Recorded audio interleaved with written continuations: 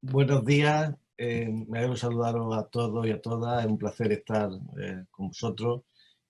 Bueno, además reencontrarme con antiguos alumnos míos, ¿no? Como el caso de Eusebio Rodríguez, de Fran Martín, y de compartir también con Gonzalo, que hace años coincidimos en una actividad y conocer a Ana, ¿no? Siento lo de Manolo, espero que se recupere y que pueda estar con nosotros pronto en otra actividad. Bueno, ayer ya di el agradecimiento por invitarme a participar en este acto, no voy a reiterarme. Fundamentalmente me gustaría centrar mi intervención efectivamente en las repercusiones sociales y políticas y voy a intentar ajustarme a estos 15 a 20 minutos que he visto que digamos, se ha dispuesto por el resto de los participantes para luego dar la oportunidad a las preguntas que se consideren oportunas. Bueno, antes Fran Martín, con buen criterio, ha hecho una referencia a que ya hay mucho escrito, ¿no? sobre esto. Y yo creo que esto me voy a permitir el incidir porque a veces parece que no hay nada, ¿no? Que no se conoce nada o que hay un desconocimiento histórico sobre los acontecimientos de la caída de Málaga. Y voy a hacer referencia a algunos textos y a otros que ha hecho él, pero además le voy a datar, que esto es importante, la cronología de la publicación, porque demuestra que hace muchos años que se conoce lo sustancial, ¿no? de esa terrible tragedia que fue la desbandada, es decir, la huida por la carretera de Málaga a Almería. Antonio Nadal, catedrático de Málaga, ya en 1984, en su libro Guerra Civil en Málaga, ya no hablaba de esto, pero él y Encarna Barranquero, otra profesora muy reconocida también en la Universidad Malagueña, publicaron en Jávega un artículo sobre la carretera de Málaga-Almería, año 87. Bueno, yo mismo en el 86 publiqué algo en Política y Guerra Civil, pero sobre todo quiero destacar un artículo que es poco conocido, pero no por ello hay que dejar de conocerlo, publicado en el Anuario de Historia Contemporánea de la Universidad de Granada, firmado por Rafael Gil Bracero y Antonio Cazorla, El desastre humano de los refugiados, donde se hace un análisis muy exhaustivo de las consecuencias sociales. Yo mismo en mi libro Almería 36-37, Sublevación militar y alteración en la retaguardia, que se publicó en el año 96, también pude aportar mi granito de arena, pero sobre todo quiero destacar el libro de Carla Barranquero y Prieto, Lucía Prieto, Población y Guerra Civil en Málaga, año 2007, o el libro coordinado por Fernando Arca, Yo estaba allí, año 2011, con capítulo de Miguel Ángel Velero, o el artículo de Antonio Ramírez, La desbandada del caso Maroto, año 2013, más recientemente los libros de Andrés Fernández y Maribel Brene, o de Eusebio y Juan Fracolomina, también sobre esto. Es decir, hay un conocimiento sólido y donde las cuestiones fundamentales ya se conocen. Siempre puede haber, evidentemente, cosas que hay que seguir investigando y además, como decíamos ayer, animamos, ¿no? Y espero que así se haga. Pero este conocimiento sólido es poco conocido y es el primer problema que tenemos, ¿no? Que por eso yo hablaba ayer de la socialización del conocimiento, la difusión, de la labor pedagógica, ¿no? Y además también corremos desde el punto de vista ya historiográfico un peligro y es repetirnos. Yo mismo me repito, yo hoy no voy a decir nada extraordinariamente nuevo. Y esto es algo que tenemos que reconocer los que escribimos y hablamos de esto. El problema es cuando los propios historiadores desconocemos lo que se ha escrito antes o no lo citamos, ¿no? Y entonces ahí se produce como una especie de vacío y es lo que coloquialmente los historiadores definimos como descubrir el Mediterráneo, ¿no? Llegamos a los sitios, parece que estamos contando una historia nueva y no, estamos contando cosas que se han escrito algunas hace ya ni más ni menos que 35 años, ¿no? Entonces ahí tenemos que ser muy cuidadosos. Es decir, por un lado, ser muy riguroso en lo que se escribe y en lo que se dice, porque también, por ejemplo, no todos los documentos son iguales de válidos. No es lo mismo los testimonios que pudieron recoger Encarna Barranquero o Antonio Nadal en los años 80, o yo mismo en los años 80 y 90, que los que se puedan recoger ahora, por una razón biológica, porque los que hablaban entonces tenían, cuando los acontecimientos, una cierta edad que le permitía tener un recuerdo válido. Hoy, lo que un niño de 5 años de la época de la desbandada nos pueda contar, pues puede ser muy ilustrativo, pero primero es más bien anecdótico, dicho con todos los respetos, y sobre todo aporta muy poco y además tiene, desde el punto de vista del análisis científico historiográfico, digamos, muchas dudas porque evidentemente no hay, en fin, no hay el rigor que los pueda ofrecer el contraste de esos testimonios. Es decir, un niño que dice que se acuerda que le dijeron que pues, a lo largo de esos 50, 60, 70, 80 años ha podido, entre comillas, contaminarse mucho el recuerdo. Yo pongo un ejemplo. Yo a veces he hablado con personas que me están contando su testimonio y al final lo que he descubierto es que me están contando mi libro.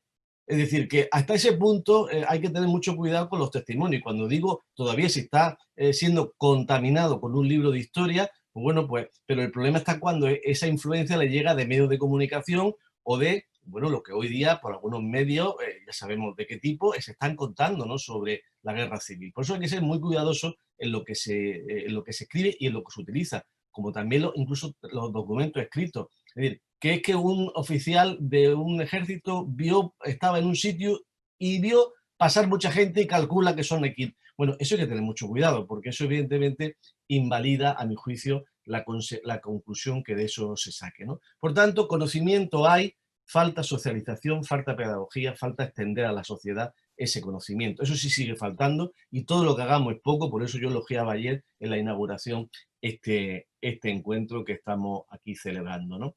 Bien, muy brevemente, pues no voy a recordar todo el proceso de la caída de Málaga, porque, en fin, se escaparía del tiempo y además también del objetivo principal de mi intervención. Sí quiero resumir lo que un historiador muy poco sospechoso, que se llamaba Barnett Boloten, definía como las causas del descalabro, ¿no?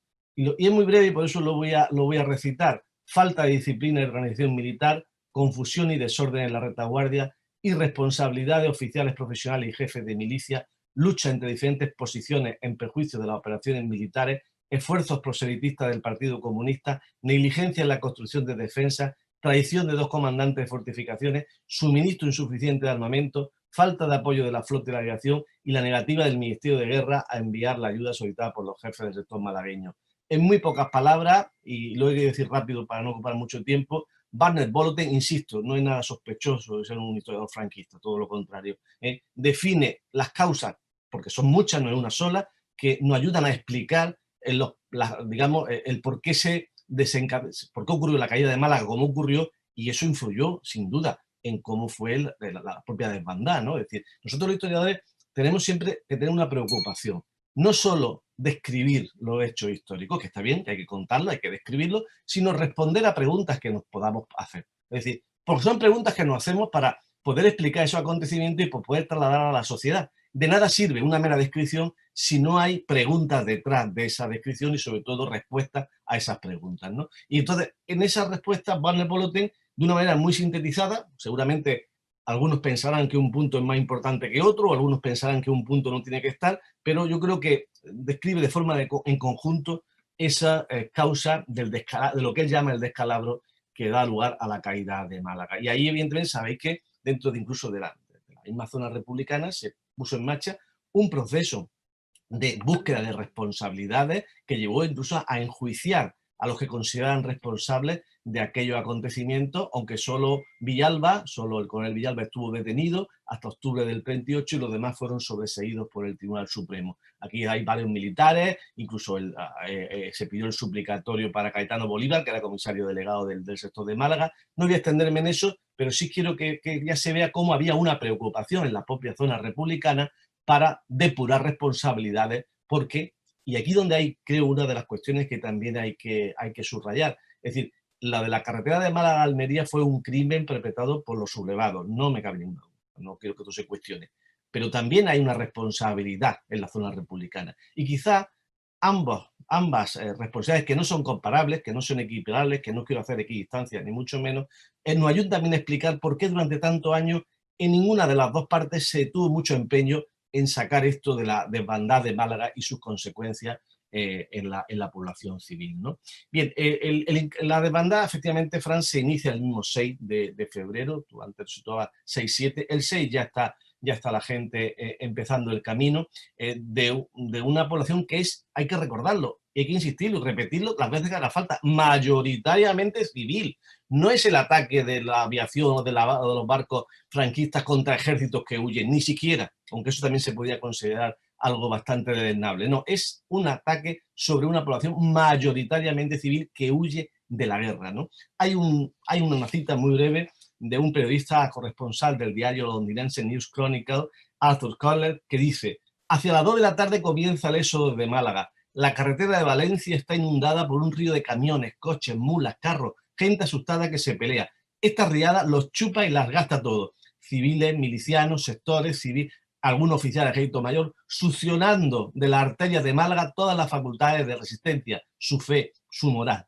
Su moral. Nadie puede resistir su fuerza magnética. La carretera del Este se ha convertido en una carretera con tráfico en una sola dirección. Nada más llegar de la capital, ni municiones, nada llega de la capital, se refiere a Madrid, perdón, a Valencia, ni municiones, ni víveres, ni organizadores, ni salvadores. Hay un reflejo en esta fecha ya del 6 de febrero de lo que está ocurriendo en Málaga en un artículo publicado, como digo, en un diario londinense, ¿no?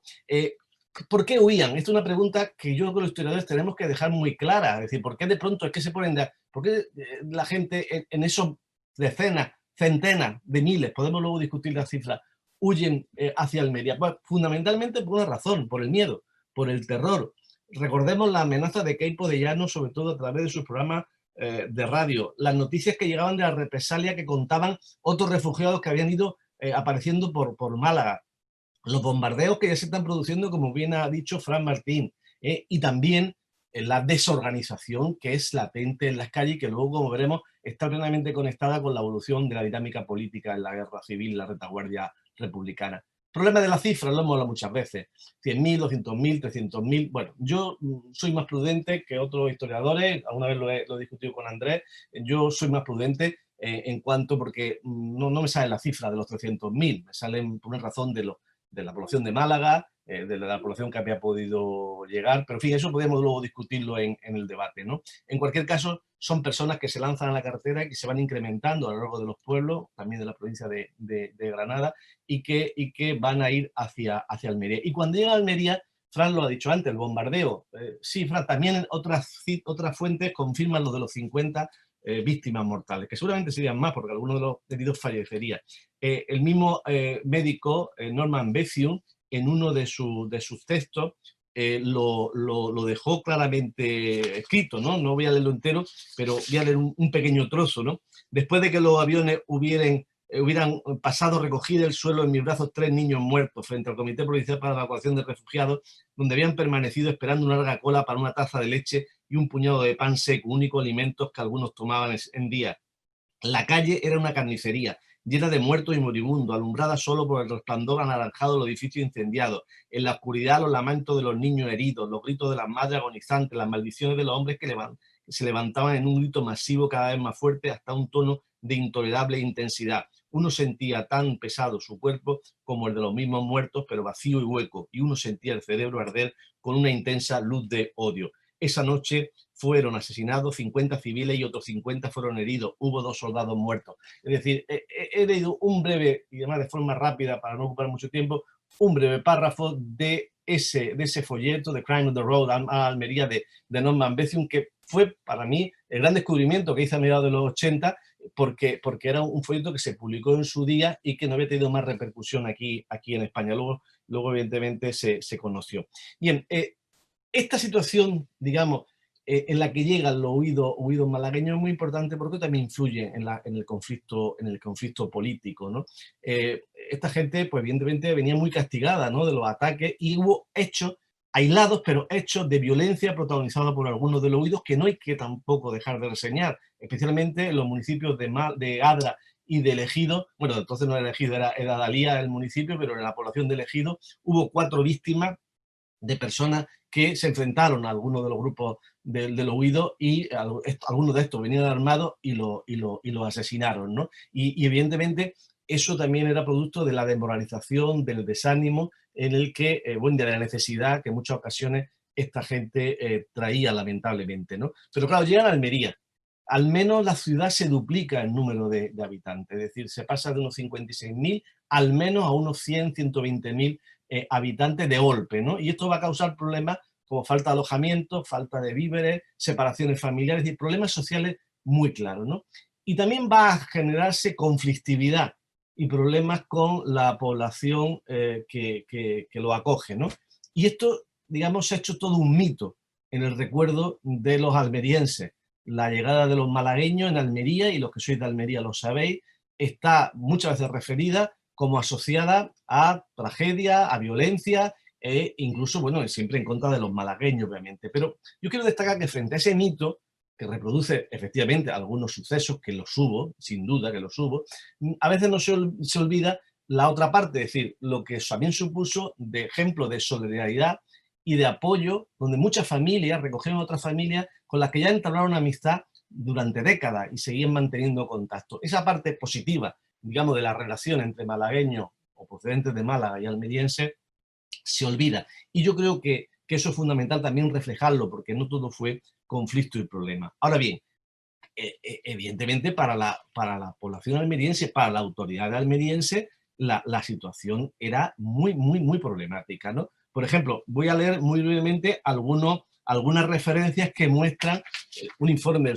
de sus comisarios de guerra. La gente se amontonaba por las calles en proporciones aterradoras, dando a la población un aspecto casi imposible de describir. La carretera desde el frente hasta Almería era un verdadero río humano, dándose el espectáculo de hombres y mujeres que se morían de completo agotamiento y otros muchos que se suicidaban, aumentándose así el cuadro de horror que se producía. Ello tenía parte de su propia tragedia el peligro grande de la enorme desmoralización que se llevaba a las poblaciones civiles y la posibilidad evidente de que esta desmoralización se proyectara a los combatientes que habían de llegar de este frente. Toda esta masa de gente llena de desenfrenado pánico marchaba hacia Almería y pasaba de ella. Cometía, dice el informe de sus comisarios, toda clase de desmanes no achacables a uno u otros, todos por igual, sin distinción de sexo, edades e ideología. Si esto decían los subcomisarios de guerra en su informe, el comisario jefe de investigación y vigilancia de Almería decía: familias numerosas viven en habitaciones excesivamente pequeñas, en completa promiscuidad, hombres, mujeres, niños hacinados, sucios, desnudos,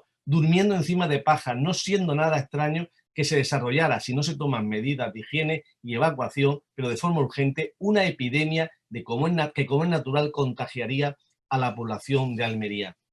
Vemos, por tanto, un retrato dantesco desde el punto de vista de las consecuencias sociales de la huida de los malagueños o de los que venían de Málaga y que llegan a Almería. Pero el propio gobernador civil, que va a tener un protagonismo muy importante, me refiero al gobernador civil de Almería, el socialista Gabriel Morón Díaz, deja escrito: todavía recuerdo con espanto aquellas complicaciones insuperables que no sé cómo pudimos resolver, hacinadas en los edificios públicos, en las casas particulares, en los portales, en las calles, en las afueras. Estaba toda aquella muchedumbre hambrienta y agotada pidiendo lecho en que descansar, vestido, alimento. Era un cuadro espantoso de dolor y miseria. Esto lo dice el gobernador civil cuando después cuenta en su memoria el recuerdo que tuvo. ¿Por qué digo que tuvo importancia el gobernador civil? Porque aquí en Málaga, en la Almería, en febrero del 37, podemos decir que vemos un antecedente claro del Alfest de Barcelona del mes de mayo de ese mismo año. Es decir, cuando en las calles hay una guerra civil dentro de la guerra civil, un enfrentamiento entre las dos posiciones básicas con las que se entendía cómo se debía desarrollar la guerra en zonas republicanas. Es decir, los partidarios de aprovechar al mismo tiempo de la guerra, hacer la revolución, y los partidarios, estos primeros serían los anarquistas fundamentalmente, y en Cataluña el POUM, y los partidarios de ganar la guerra, mantener, digamos, el edificio de la República Burguesa y luego consolidar los avances revolucionarios una vez ganada la guerra. Esta es la posición que defendían los republicanos, por supuesto, casi todo el Partido Socialista y la UGT, y sobre todo el Partido Comunista de España. Ese debate, esos dos modelos de cómo entender la guerra, se enfrentan en la calle militarmente en mayo del 37 en Barcelona. Bueno, por un antecedente, modesto antecedente, pero no por ello menos importante, los vemos en las calles de Almería después de la caída de Málaga, cuando desde el gobierno civil se ordena a las milicias que vienen de Málaga entregar las armas y ponerse a disposición de las autoridades, y hay una resistencia de estas milicias anarquistas a hacer caso a lo que le dice el gobernador. Decía el gobernador en uno de los bandos: como en Almería y su provincia está asegurado el orden por la fuerza a mi disposición y los frentes de guerra se hallan a bastante distancia, pongo en conocimiento de cuantos individuos van llegando a la capital y pueblo, siendo portadores de armas y procedentes de Málaga, que como dicha arma no necesitan utilizarla en su calidad de evacuados, deberán entregarla inmediatamente a las autoridades y sus agentes, y solo podrán conservarla en el caso exclusivo de que se reintegren sin pérdida de momento al lugar donde se proceden.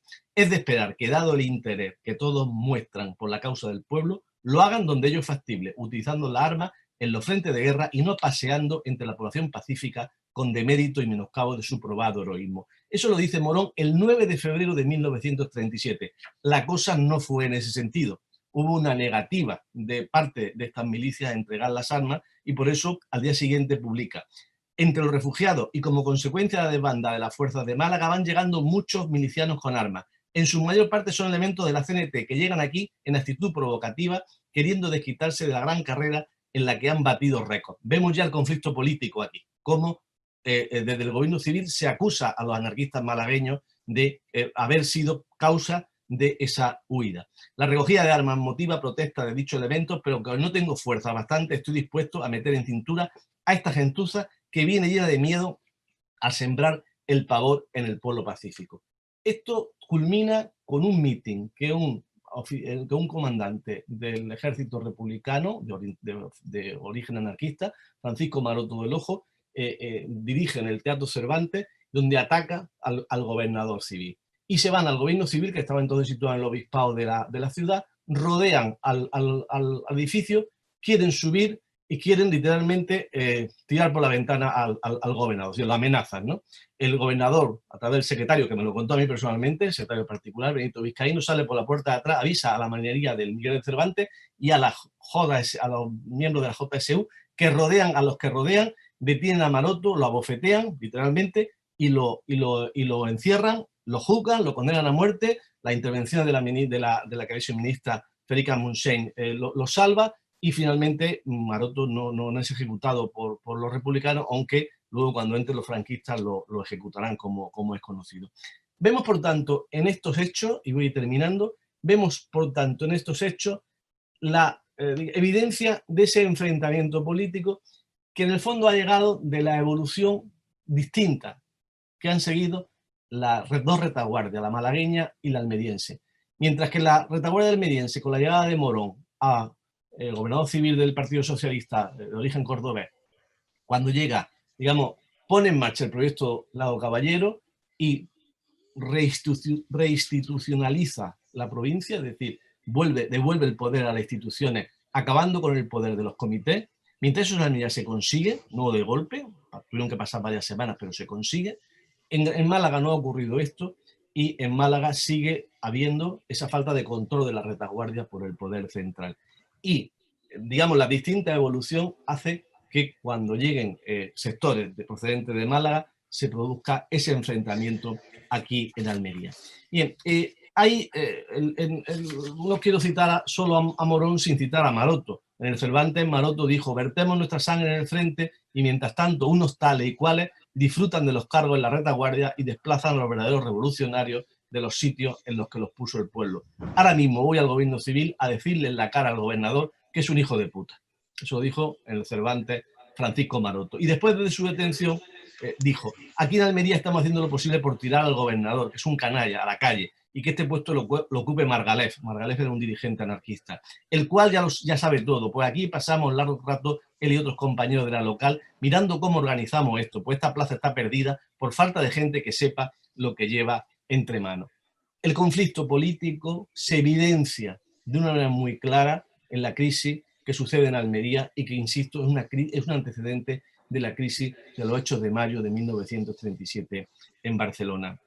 Como quiero dejar tiempo para el debate, quiero terminar con una frase que le oí, y yo no sé si Eusebio también estuvo en ese encuentro en Carmona en el año 2003, Adolfo Sánchez Vázquez, que marchó al exilio y que murió en México años después, en el año 2011.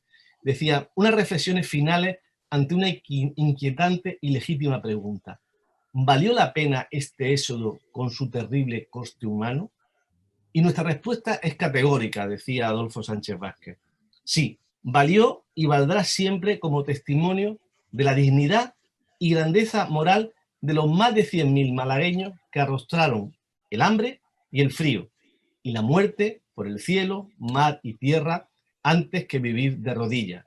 Y valió la pena también como un acta de acusación contra el terror y el crimen fascista que se multiplicaría poco después en Málaga con la represión implacable que sufrieron entre tanta gente digna, muchos que no quisieron o no pudieron salir.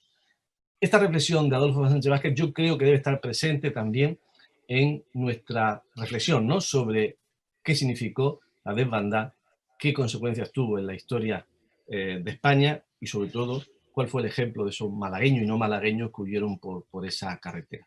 Disculpadme si me he extendido mucho, he intentado ser muy breve pero por supuesto estoy a vuestra disposición para cualquier pregunta o comentario que se quiera hacer sobre esas consecuencias sociales y políticas de la caída de Málaga y de la desbandada. Muchas gracias.